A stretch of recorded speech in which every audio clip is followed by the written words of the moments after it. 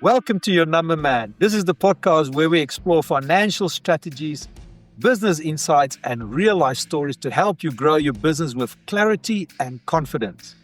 I am your host. My name is Johan, and my purpose is to help business owners build smarter, stronger, and profitable businesses and living a bigger life through them. And today I'm joined by the ever-sparkling, ever-tranquil, double-barrel surname, Kylie Pedler-Jones. Now, Kylie is the co-founder and head of operations at HaloMap. HaloMap is a startup business that will be launched very soon.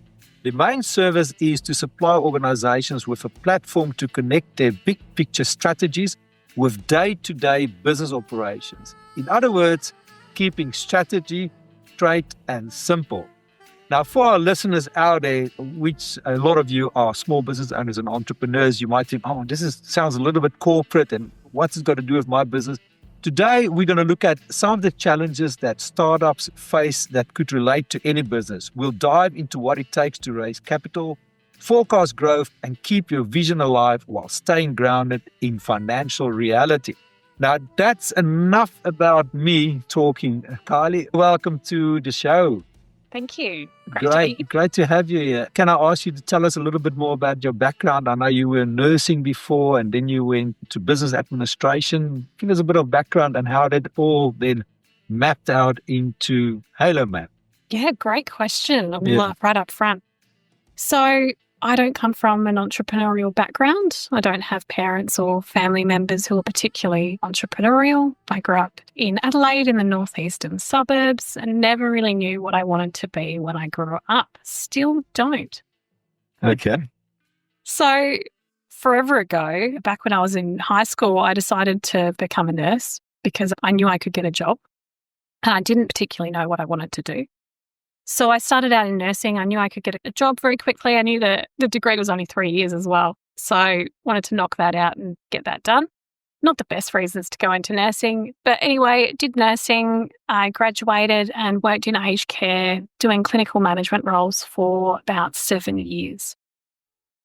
And it was never really my thing. From the get-go, which should be no surprise given that background I've just given. It was more, I didn't really know what I wanted to do. So a friend suggested at the time that I start my MBA. I started my MBA and I did a project management course. It was a module. I was introduced to it. I loved everything about it. I also discovered you could do IT project management, which was fantastic for me because I loved computers. Growing up, I loved computers. It wasn't something naturally I would go into after high school, but honestly, I've loved computers since I was about 3 years old. My dad had a Commodore 64, showing my age. Anyway, so as a result of that, I decided to move careers from nursing to IT project management. I was fortunate at the time to have a great manager who gave me the opportunity to do that at the organisation I was in. And I then spent the next 10 years building a fantastic career in technology. And for the last 4 years in particular, was exposed to software development projects, which really was where my passion was. And this really is where I guess HaloMap comes from. It was really discovering that love of software, building a product that solves real problems. That was really what I loved doing. So that's really that. Great. That's a great introduction and thanks. Thanks for what the loss to the nursing industry is the gain for the IT industry, isn't it? Yeah, definitely. That's good. And what sparked the idea that obviously now, so you've got your background in management, you've learned a lot about entrepreneurship, you've learned about strategy, and you love IT. Is that how it sparked the idea, how you got involved with HaloMap? Good question again. One of the things, HaloMap didn't actually come first. So we were a team focused. We found our team first. So I worked with my co-founders, Steve and Jack, so Steve Campbell and Jack Coppins. And we worked together in multiple roles together. Steve, I worked at two previous jobs with, and Jack one. We found each other, but also we had similar values. We wanted to solve problems. We loved puzzle solving and problem solving. And we had very complementary skills. And so we wanted to do something. We didn't actually know what we wanted to do or anything like that at that point. So we used to catch up after work. We used to catch up typically at Harry's Bar in the city, if anyone's familiar with that. And we would come up with ideas as to what problems we could actually solve. And so it took a couple of months, but eventually we realized the problem's right in front of our face. And it was a problem we was experiencing every day on a big transformation project of the time, was where you have business processes that live everywhere within the business, and people didn't know where they all were. They weren't in one spot. They were all over the place. And to understand the environment, which we needed to do to A, write a business case, and B, write the requirements for the new software we were bringing in, it was really difficult to do that. And it was a problem that there was already solutions for them in the market, but they weren't great. The options weren't fantastic. They were very expensive. You had to be highly technical to use them. And as a result of that, people in the business didn't use them. And so the change management around that was pretty poor. And so you ended up still with this environment where you had a really expensive, great product, apparently, and you're still spending, still had stuff everywhere. It wasn't in the one system because people didn't want to use it. And so we wanted to solve that big problem. So it was a big problem to solve. We were living it in that space. And so we all were very passionate about solving that problem. Yeah, that was pretty much it. So the whole focus was on getting that, really focus on that problem, almost unpack the problem and try to put it together as well. Definitely. Yeah, definitely. That's what makes great businesses, is solving problems. That's the reason why the economy is going forward. Definitely. We're in business to solve problems. Yeah, it is. And you've done a lot of research as well. And that was must have been one of the biggest projects. It was. Yeah. And I guess the first thing was obviously finding a problem worth solving. B, then doing the research, because understanding that just because you have a problem doesn't mean people want to pay to solve the problem either. So we needed to make sure this was a commercially viable problem to solve. We did a lot of research once we determined our problem. So a lot of that was spent on, there's a great websites such as, I think we used PeerSpot, we used Thermable, we used a few different websites that were useful in terms of that analysis that we did. We also did use Claude and AI tools as well. They have some great research tools, but make sure you've got a paid plan and make sure you untick sharing data. Okay. Yeah, that's going way above my head, because don't ask me about computers. I can do numbers blindfolded, but I'll go into mental breakdown if somebody said do an Instagram post or something. But anyway, that's great for you to share. Now, let's talk a little bit about funding. Obviously now, because Anthony and I, just before you came, we talked about businesses like Uber, for instance. It took them years and years before they started making money. And there's so much research and so much development in it. Are you willing to share about how do you go about funding? And Absolutely. Happy to share. So we have not today made any revenue. So just putting that out front so everyone knows where we're at. And as you pointed out, there's a lot of building that needs to be done in order to get to a point where you can launch a product and then start selling that product. And at the moment, we're in the building phase. We're towards the end of that building phase, getting ready to launch our product. But how do you actually pay for that build? Yeah. And so we had two options available to us. We could bootstrap it, or we could go for angel investment funds. So we chose to bootstrap. And mainly the reason for that, there's a couple of reasons really. We had the skills within our team to do that. So we could build out our product without significant outlay. So we could then fund it ourselves. So it's personally funded by the three of us equally. There's downsides of bootstrapping. Of course. Yeah. It means that things take longer because, and I'll probably talk about this a bit later, not all of us in our team are able to commit to HaloMap full time. But the reason we didn't go down the process of angel investment funding is because Adelaide is quite a conservative market in that space. I have been told it's a little bit easier in other states or in other countries. In particular, if you come up with a good enough idea, people will back you. a bit like Uber, that people were backing Uber for years before. Yep. I don't even know if it makes revenue, obviously, but is it cash flow positive? I can't remember when. Well, it took a few years, I think Yeah. 5 or 6 years before I start Mhm. getting money in. And now it's a multi-billion-dollar company, but they just had to persist. Absolutely. Believe in your product.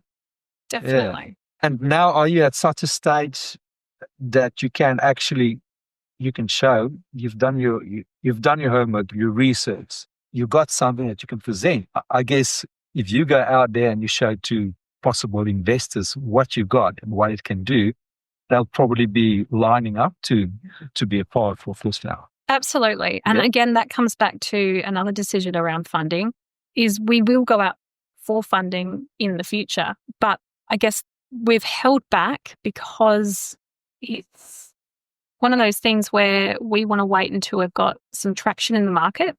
We've got customers, we've got revenue, because that will mean that we get a better equity split.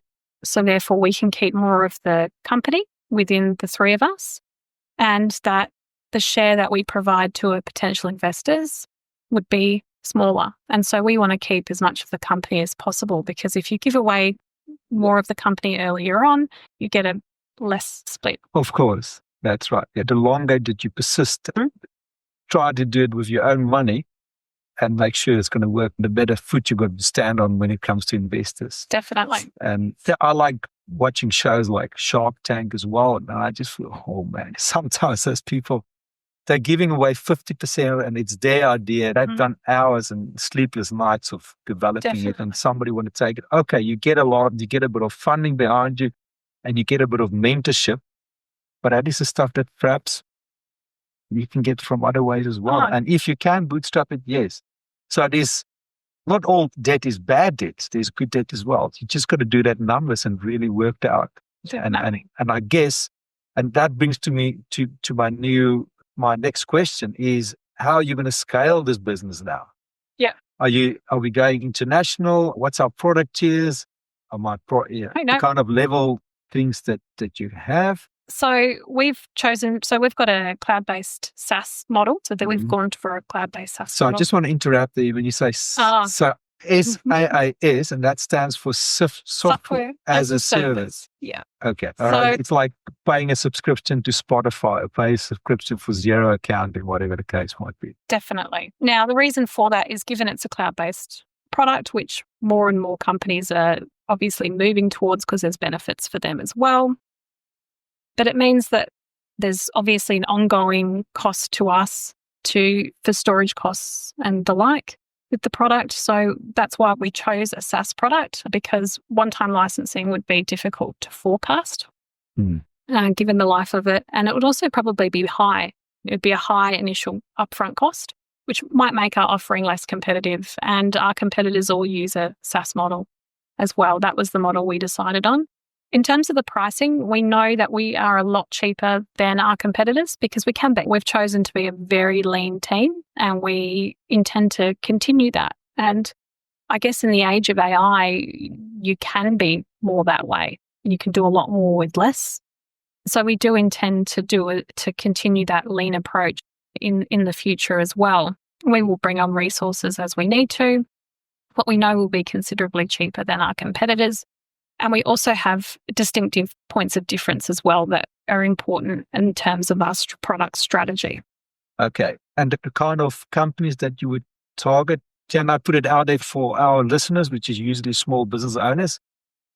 Is it in would it be in their budget? And because a lot of people, and I think your product will solve a lot of problems, because we always go to know, okay, let's do the strategy, let's work on your strategy, let's look at a business plan, let's get the KPIs in place. And then a lot of this hard work ends up on the shelves. Oh, definitely. And it doesn't see the light because it's just all over the show. Can you help small business owners with this? We believe we can. In terms of the pricing, we want to be competitive for that small to medium sized business. We also, the product would suit larger businesses as well. But one of the big things that we've noticed with our competitors is they're not targeting small to medium sized businesses. They're really at that really large scale, large mega business level. But there's benefits, as you pointed out, for small to medium-sized businesses. But small to medium-sized businesses need processes. They also need strategy. They also need strategy that they can see translate to execution, and that comes from operations, and operations have processes. So again, it's being able to see your strategy actually be executed. And so that comes from any size business. And so we intend to have our product pricing be scalable for the size of the business. So it will fit the pricing budget. Definitely. Because I've been to so many workshops sometimes. I go along with some clients, and they book a fancy hotel and a nice lunch and everything, and then everybody gets together and we work on a strategy together, but then you never see it come to life somehow. No. That's something that, and perhaps, like I said before, it's just too hard. It's just the over-analyzing it, paralysis through analysis, as you say. Absolutely. So I think we've all been in that position, being an employee, where we do things and we don't actually understand how that translates back to a strategy. And then we've also been in that position where you look at a strategy and you don't actually understand how what we're doing day to day is actually delivering on that. So it goes both ways. And so we really intend to fix that gap, fix that disconnect by aligning strategy to what you're actually doing day to day, and ensure that you are delivering on that, because that's one of the big things that HaloMap intends to do. That's right. So that's a great comfort that everybody that knows, that put an input in at some sort of workshop at some fancy winery in the hills or whatever, and that might come to life. It was a good idea. That idea is not just going to vaporize into thin air. Definitely. It's nice to have purpose and value. And I feel that very strongly. When you do a job, you want to do well, but you also want to know that it's making a difference. And that's what we intend to do. Yeah, you could show how it's the journey of it, and fast that journey. Now let's keep on talking about numbers and also the forecasting, because you have to set your budgets and your forecastings, and you're not like Uber. You've got to start making money very fast now. You've worked that into your plans. I think we were very naive, and I think most business owners can probably align with that. Very early on, I'm a planner, so I created a comprehensive business plan, including financial projections early on. But really, these projections were based on not a lot, really, because we didn't even have a product at that point. And of course, a business plan is a living document. I update it all the time and all the rest of it. But I think initially we were quite naive. I think that's the best word for it, in terms of how quickly we could make revenue and start, and then be able to come off of our full-time jobs as well. I think we were quite naive in that space because we didn't realize how long it would take to create a minimum viable product. So I stopped myself from saying MVP. But great. Yeah. Explain quickly minimum viable product. I had it before on my show. But our MVP is really, so we've got our problem and we want to solve that problem, but what's the quick and dirty way to do it? And I don't mean that in a bad way, but we need to obviously get this product out to people so they can give us feedback. We know it's not perfect, but what is the minimum required to be able to confirm that the problem exists, that people will pay for it, and then we would iterate on that. So we would improve it and then go out with that product. So the MVP is basically that the product's developed enough so we can get feedback, and then we can work on that feedback to build that product out so that it's then able to launch with it. Because if we just launched, we would potentially be at a disadvantage, especially not knowing what people actually thought of it. Yeah. But you can always change it once you've launched, because it's in the cloud, you can still go and... Absolutely. It's not like a toothpaste that you put out and say, we forgot to put in a peppermint flavor, so I want your toothpaste back. Definitely. You can work on it behind the scenes and keep on evolving it as well. That's a great one. When is the launch? When are we planning to get it out there? Yeah, good question. We were hoping to have it planned. We're hoping to have it launched this month. Okay. But That is obviously not going to happen. We're actually launching this year. We're launching this year. We've made a change to the product, which happens. And I think it's good to be open about that.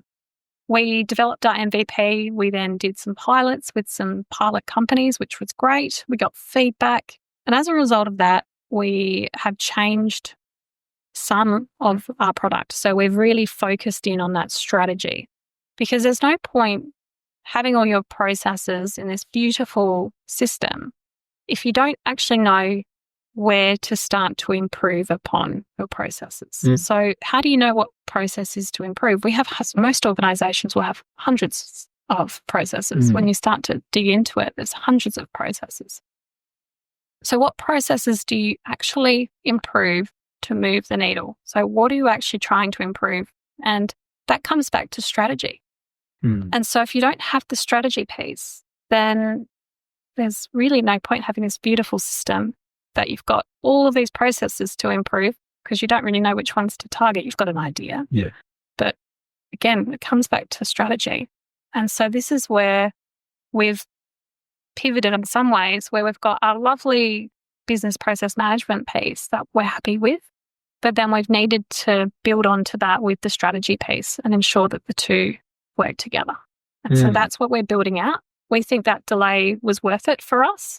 So as a team, we've decided that it's worth the wait. It's worth the wait for customers, because we want to deliver something that adds value and, again, solves that key problem that we sought out to solve in the first place. Great. And this year means before Christmas in December 2025. Absolutely. For people who's going to listen to this in the next, perhaps in 6 months' time as well. Okay. And are we going to have a party? Definitely. Yeah. We do love a party. We do love a party. Okay. We talked about the whole bootstrapping. And now let's talk about partnerships. At this stage, it's still you and is it Steve and Jack? That's correct. Steve and Jack. How did you go building this team, and put it into context as well there for our listeners, because perhaps somebody might think of starting a bakery that sells really good German kind of pretzels thing. But so now, what would you say to people? How do you go about making sure that you're building your right team? It all comes back down to culture. It always comes back to culture. I'm always going to hire on culture. And in the past, I've always hired on culture. I think that's a really important part, that the team had to have the right culture. So Jack, myself, and Steve, we all get along really well. We have the same values and beliefs.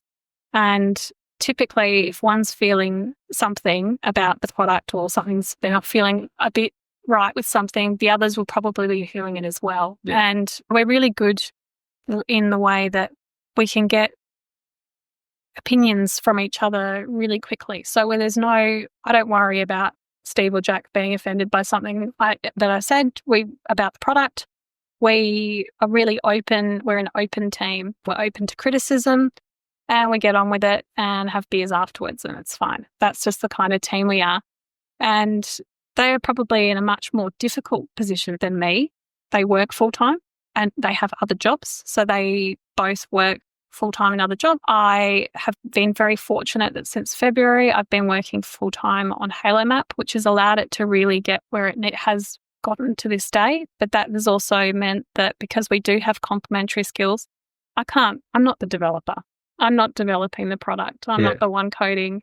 They code us. And So Steve looks after our back end and our system architecture and everything in that space.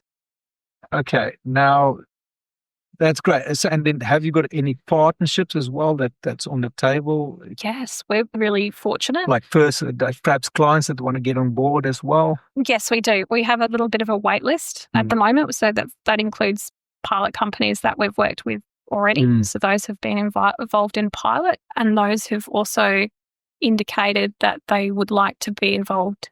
They would like to see the product once it's launched. So we've been very fortunate in that space, and there's always room for more. So get in touch if That's you're great. interested. It's not always just the funding part. It's people that extra support, people that give you they can be ambassadors of your product as well. Definitely. So it's like any business starting, you might just you perhaps got the money, you got a loan from the bank, but you need some extra people that you can, or some partners that can hold your hand through some times.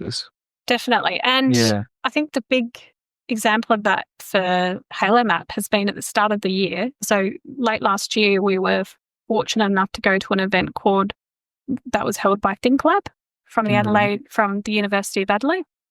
Went to an event and we spoke to the director there, and we put HaloMap forward with, at that point, just an idea and a bit of a prototype at that point. They thought it had legs, which was nice to hear.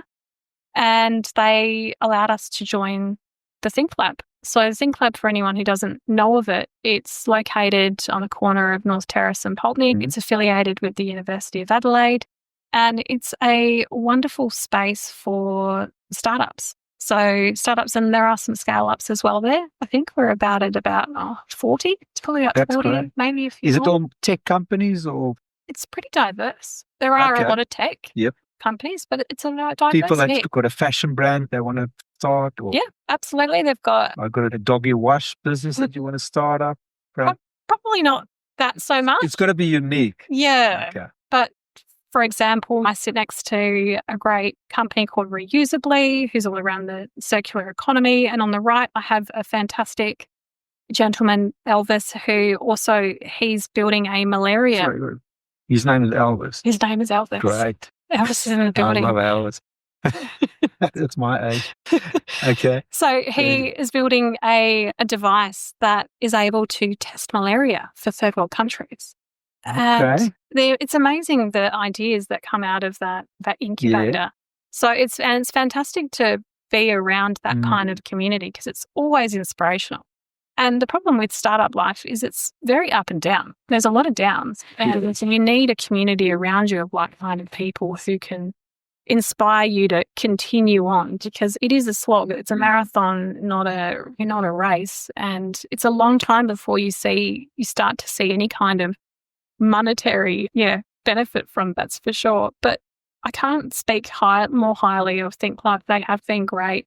We've participated they've given us obviously a desk. We have access to meeting rooms, the community events. We've attended lots of events for free. Participation in startup accelerator programs even. So that was we did a Think Sales program with Sean Greeley, who is an absolute legend. And then we also did a pre-accelerator called Think Seed, which again gets you investor ready. So and that's great that you tell us about the ThinkLab now. So do you specifically have to be associated with university, or can any person try and get in there with a great idea and they want to? There's a couple of ways in. Yeah. The way we got in is because, so each of us, so Steve, Jack and I, we each went to a different university. And so I went to Uni SA, Steve went to Uni Flinders, Jack was Uni of Adelaide. And so we actually were able to apply for any of those incubator programs because each of the unis has a different one.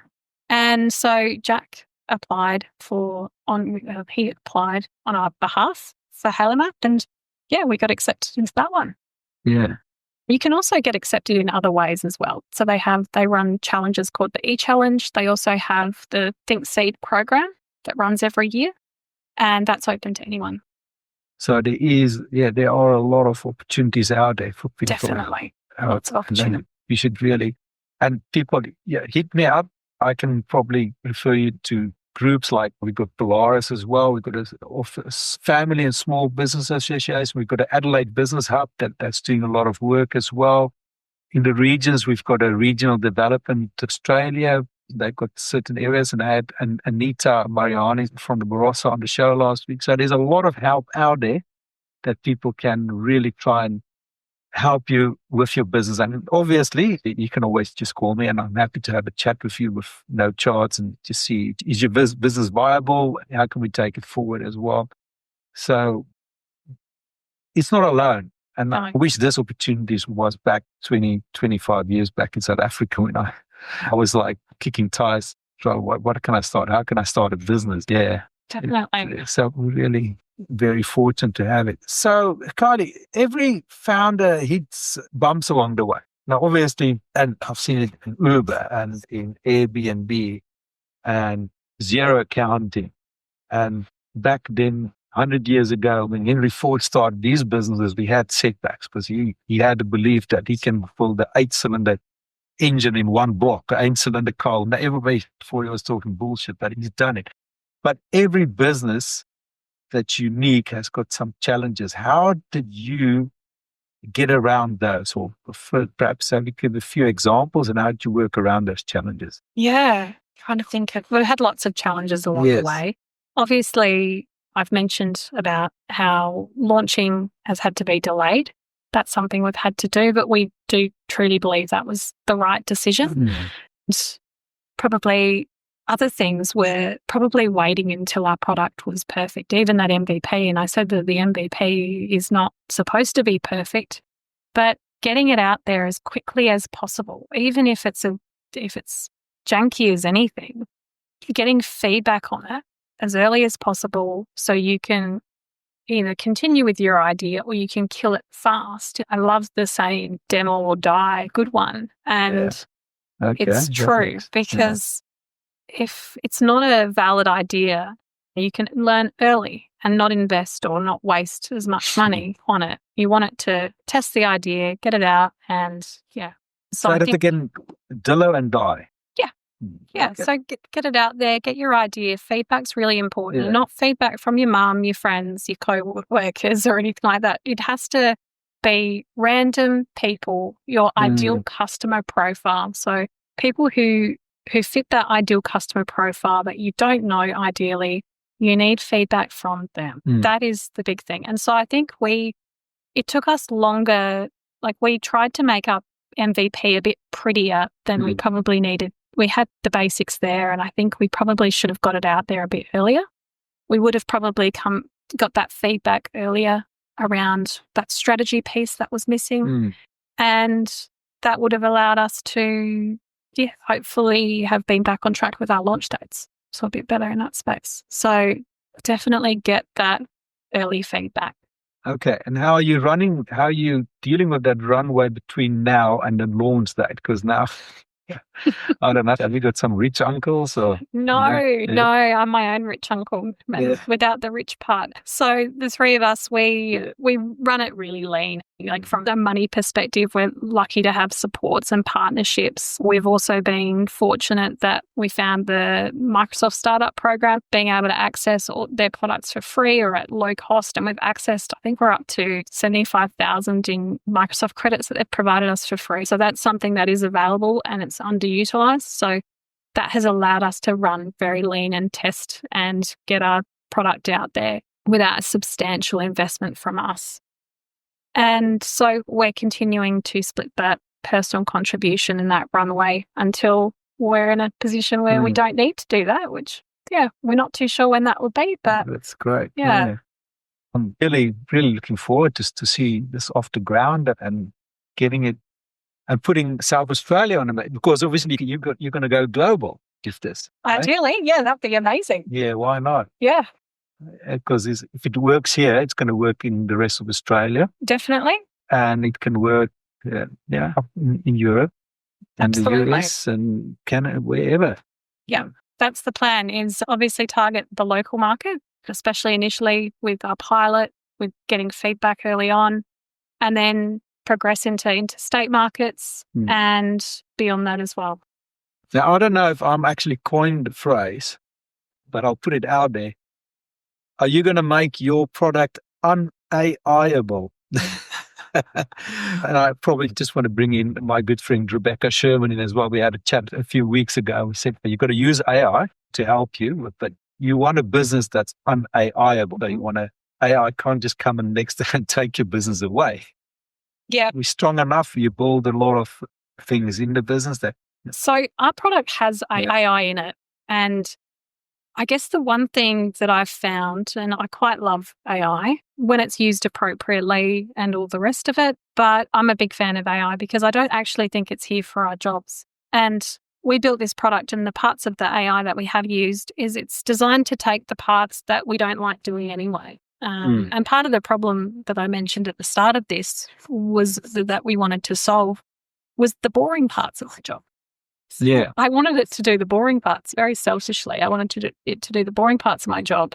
And I don't think, and AI does a great job of that in our product. And beyond that, though, being able to, I see it in the future, obviously suggesting what you should be targeting in terms of what processes you should be improving.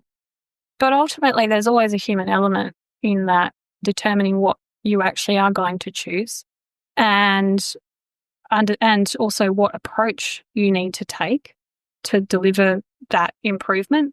So there's always that human element. And I think for us, it's all about spending less time on analysis of the mundane and more time actually on the improvement initiatives. And that's where we get the most value as a person or as an employee, is when we're actually delivering something of value. That's where we feel good about our jobs. And could keep that human touch behind your product as well. Definitely. That's a great takeaway. Yeah. We've actually done well. We're basically almost going to wrap it up. One thing I always ask my guests is, not specific to your product, but if you can give any piece of advice to all the entrepreneurs out there, what would you tell them? It could be one thing, it could be two things, it could be five things. What would you tell a good friend of yours that might come to you and say, hey, Kylie, I want to start a new? Really spend some time analyzing your problem, that problem you're trying to solve. And make sure that it's a problem that people will pay money to solve. Just because you can build something doesn't mean that people will pay for it. And that's a big one. I think really just make sure you have a problem that's worth solving and people pay for it. And that's really your big commercialization piece. And then the other one, and I can add another one. Right? And the other one is what I was saying before, is validate early, get your feedback and make sure it's not your mum and your dad. Okay. It's random strangers. And it comes from good sources. Yeah. Validation. Robert always talked about the 2 V's in business. A vision's got to be viable, and your business got to have vision, and it's got to be viable. That's the 2 V's of business. So Rob, that's one for you. Kylie, thanks. We've come to the end of the ride. Anything else that I perhaps should have mentioned that's important? Because trying to put everything together in a few episodes. No, I think you've covered it quite well, actually. Yeah. All right. Thanks for coming in then today. Thank you. Thanks, Kylie. And we'll see you at a launch, eh? Absolutely. And we'll put something on our Instagram and our socials as well about your launch. How's that? Awesome. Sounds great. That's fantastic. All right, people. Yeah, thanks a lot for listening. And this was a great show, a great episode with Kylie, the genie, or the strategy queen, who's been in our studio.